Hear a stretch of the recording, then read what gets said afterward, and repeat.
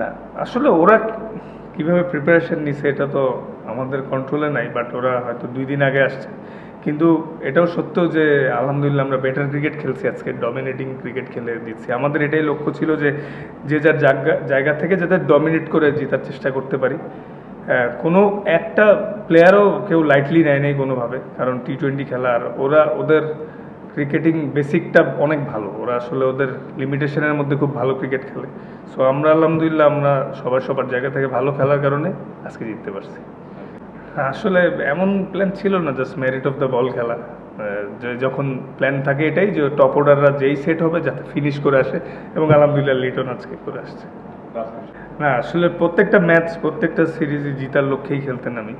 আর আমরা ইমপ্রুভমেন্টের চাহিদা যেটা যে যেই জিনিসগুলো অতীতে মিস্টেক হয়েছে সেগুলো যাতে বারবার না রিপিট হয়, এই জন্য অফ দ্য ফিল্ডে হার্ড ট্রেনিং করছে সবাই, স্পেসিফিক জায়গা নিয়ে যার যে জায়গাটা ইমপ্রুভ করা দরকার ওইভাবে করে ট্রেনিং করছি লক্ষ্য নিয়ে। মানে গতানুগতিক ট্রেনিং করা দরকার সেটা না, যে যার জায়গা থেকে আলাদাভাবে কোচরা অনেক হেল্প করতেছে, ম্যানেজমেন্ট প্লেয়ার সব সম্মিলিত হয়েই মানে সবার কষ্টের প্রতিফলন আস্তে আস্তে আসতেছে। তো আশা করি এই প্রসেসটা চললে সামনে ভালো কিছু। Thank you.